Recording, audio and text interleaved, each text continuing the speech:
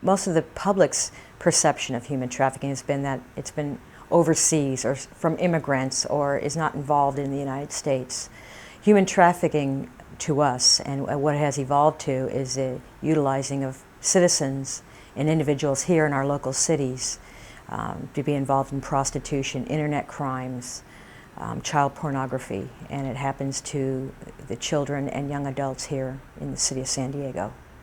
San Diego is a city that is based on tourism. We have thousands of visitors from all over the world each year.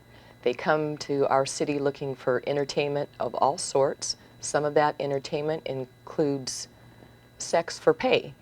Whenever you take a child and you try to strip away their liberty, their dignity, by depriving them of choices that they have the right to make, child sexual exploitation strips all that innocence away, because there are people out there who want to use children for commercial, for money, to make money, or in order to get their own sadistic and horrible pleasures out of it. Each time I go out to work, I'm starting to see younger girls. I've seen them as young as 13, 14 years old out there. I think there's a demand for it. I think the Johns are out there looking for girls that are younger. In their mind, they're seeing these young ladies and they're thinking that they're pure, they're innocent, they're easier to manipulate. So we hear that they're going for younger children in order to avoid diseases, but I think in most cases they are really pedophiles who are searching for a child. They are really child molesters, and this is their avenue for abusing a child. Kids are recruited outside of their schools. They're recruited in malls where they like to go and hang out and be with their friends. They'll go to the glamour shots places, and some guy will see somebody that's hanging back by themselves, and they'll start talking to them about how pretty they are. You know, why don't you come let me get some private shots of you? The victims are primarily juveniles, ages 13 to 18, primarily white. There are some black and Hispanic.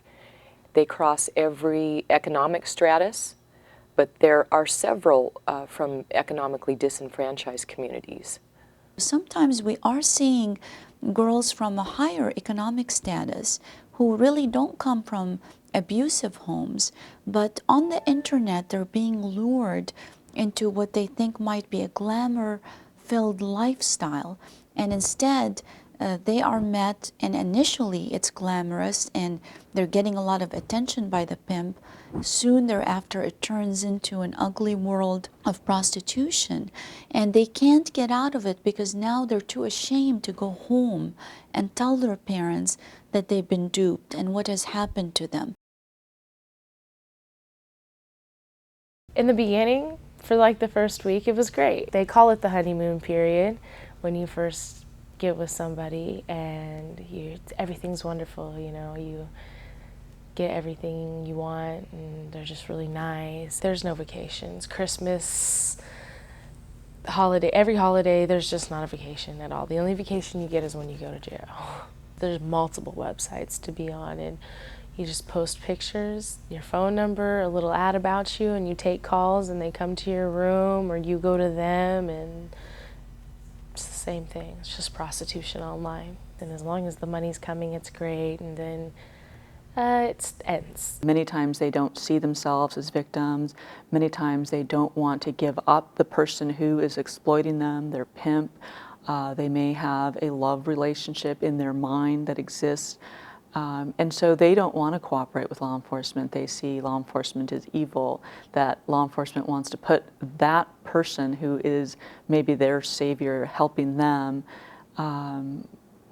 wants to put that person in custody. And so one of the biggest issues that we have is really helping that victim take a look at herself and her situation and realize that this person was exploiting them, and this is how we're helping them by cutting that chain from that person so that they're no longer in that kind of bondage with that person. We have had many interviews and arrests with individuals who have described to us how they've gotten involved in this.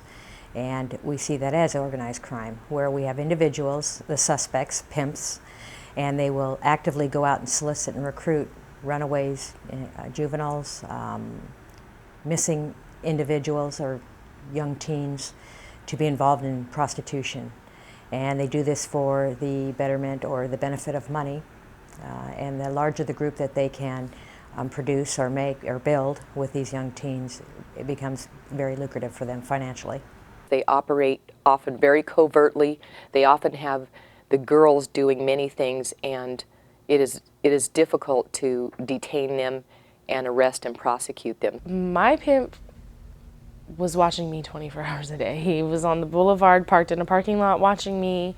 He would be at the hotel, he would be everywhere, and if he wasn't with me, one of his friends was watching me, but he would be phone contact, I would say, every 15 minutes. And if you don't answer the phone, the whole world ends, because then they start freaking out. The pimps are very good at teaching them what to say, lying about their age. They teach them a fake date of birth. I mean, these girls are well schooled in what to do if the police contact you. So it takes an awful long time to break down these barriers that they've created. You work regardless. They don't take you to the doctor. I was stabbed a couple different times. I still didn't get to go to the hospital. Raped, no hospital, nothing. They don't deal with that. They don't. I think his fear was that we would say something to the medical providers about what's going on in our life and why we're so sick, and why we're stabbed, or why we've been raped, and everything like that. My little breaks or downtime between being on the boulevard or being on the internet, it's running this here and running that here and drop off these drugs to this person and do this and do that. So yeah, there was drugs, there's credit fraud, there's all kinds of. Pimps are just not just pimps. They have multiple hustles. They will do anything for money. They're out on the streets supervising these girls. Every girl you come in contact with has a Boost cell phone. And you see them walking up and down the street constantly on that cell phone, and they're being checked on by their pimp. Another thing is you're seeing counter surveillance of officers. You're seeing pimps that are driving around in sets of 2s and 3s and different type of cars on foot, and they're doing counter surveillance of the officers. And you can actually see them if you get in a UC car, and you can actually see these guys on their phones letting these girls know an officer's coming in, and basically they all disappear. They'll go into parking structures, they'll go into the hotels, they'll go into restaurants, and they basically just vanish.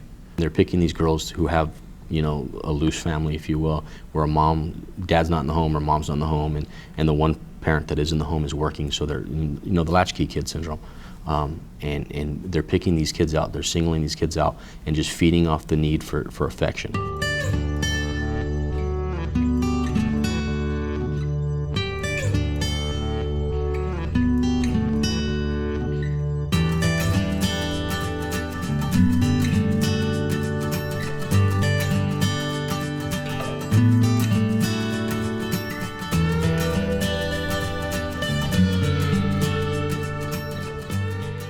Human trafficking now in 2007 is a lot like domestic violence was in the 80s and the early 90s. We're all just learning how to investigate it and what will bring a successful prosecution. We're all at the very beginning of the learning curve, both law enforcement and prosecutors. I think the biggest gap is for law enforcement is the time between when a case is issued and when the case goes to trial. We have or a preliminary hearing when it goes to court. We have a gap in there where we lose these victims and we lose these witnesses. The police department doesn't have a lot of resources. We're starting to get more through these non-governmental organizations or through community social services groups where we're able to hold on to these victims and witnesses. Many victims who are 15, 16 and are working the streets, when they are first encountered, if a police officer arrests them for prostitution, they will take them down to juvenile hall. They will have charges filed against them. A judge will decide whether or not to detain them in juvenile hall. If they're runaways and don't have any kind of family support, they'll end up staying in juvenile hall until there's a group home or some other place to be placed. And if they're seen as a criminal in that respect, that's going to be the outcome.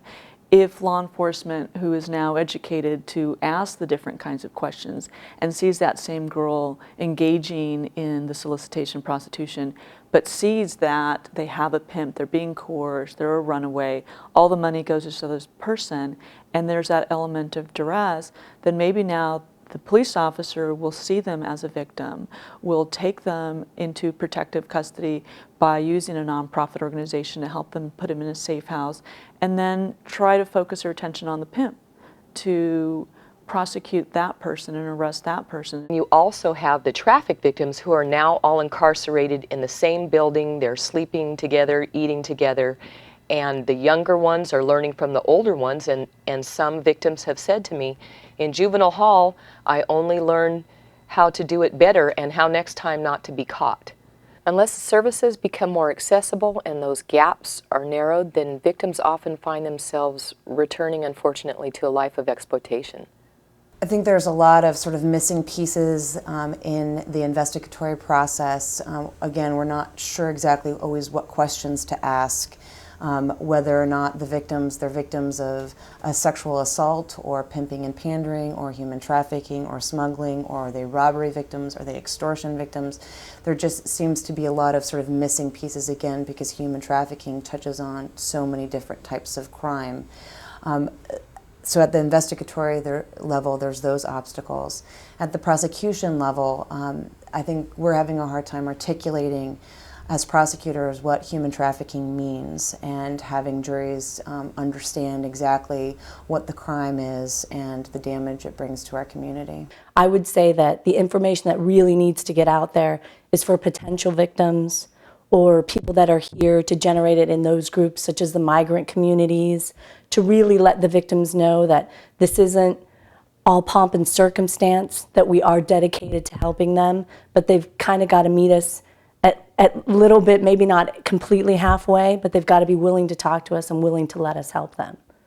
Some cases that I've dealt with, the victims just didn't want the help. You know, we worked with them for hours and hours and hours, and they just didn't want the help. So I feel like the services are there, but the victim themselves, if they're not willing to cooperate, there's just not a whole lot we can do. Once you start coming to the end of your recovery is when the freak out period begins. Like, where am I gonna live? What am I gonna do? How am I gonna make this transition into an apartment on my own? Basically, you fear the unknown. You also fear how you're gonna react yourself. So that's really when it starts, and then you get back in contact with those type of people, and oh, everything will be okay, don't worry about it, and you really do fall back into the cycle. And that's the fact of the matter is I don't know one person that has made the transition the first time and has kept with it. It's an in and out experience. When they arrest a 15-year-old for solicitation of prostitution, to really ask, you know, where do you live? Where was this money going to go to? Where are your parents? When was the last time you talked to your parents? And try to get an idea as to whether or not they are truly there on their own, doing this because they want to do this, or there's someone who is coercing them to do this. And I think that once law enforcement learns to ask many of these questions, that they will then be able to identify them as victims and not necessarily as perpetrators of crime. Incarceration at juvenile hall provides victims with minimal services. They get food and an education, but they do not have any access to rehabilitative services, and this is what victims of trafficking prostitution require. So if it were to be implemented in the incarceration phase when they initially come into juvenile hall, that would be helpful rather than spending 2, 3, 4, 6 months locked up without any type of rehabilitation.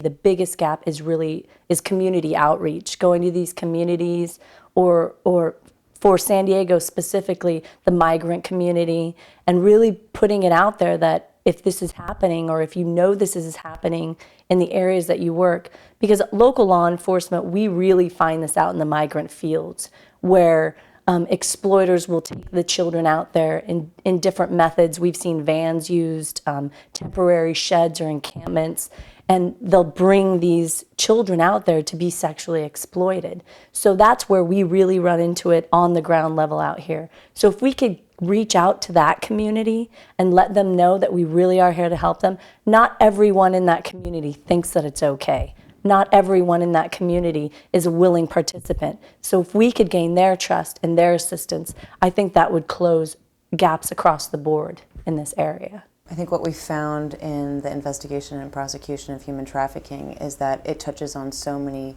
different areas of the law: smuggling, federal issues, sex issues, that affect the protocols of both the district attorney's office and law enforcement. So many different units are affected by it, and it needs sort of a more standardized or uniform protocol, perhaps like a task force like we've modeled, that could be modeled after many of the narcotics task force that we use in this area, that brings law enforcement together, both federal and state, for a uniform protocol that could handle the range of crime that we see in human trafficking. If we're able to get everybody on board with the same level of training and to look outside the box and to see that there's more to it than just, you know, a domestic violence call or of sorts like that, I think that would close some of those gaps. The girls that I've met that are transitioning out of the lifestyle feel like they're going through this alone, and I think they need a peer-ran support group so they have people that together that they could relate with, and they're all doing this transition and they could help each other out. I don't know how you would introduce it to the schools, but because they're being lured at the schools, it might be an idea to have either a school resource officer or have counseling sessions or have a forum for the parents to come and understand these are things to look for, and explain to these girls that you're not the only one that's being singled out. Everybody is being victimized. It's not one school, it's not one race, it's everybody's out here being victimized. And you know, as soon as we can get in the schools and start informing these girls actually this is what's going on, and in the same breath, a lot of the pimps that we're seeing are these 18, 19-year-old guys who just came out of the same school district, and start letting these individuals know, if you do this, this is what's going to happen to you. I think this is an excellent opportunity for a nonprofit organization such as BSEC to come in and work with the public defender's office and work with probation to offer an alternative as to where to place this young lady, where to send her. Because the alternatives that probation has right now is keeping her at juvenile hall, sending her into a group home that deals with general criminality. And it groups a lot of other girls together that may have committed other crimes. And it's not viewing these young ladies specifically as victims. And so I think that if a nonprofit could work with the Public Defender's Office and probation, educate them as to the availability of safe houses,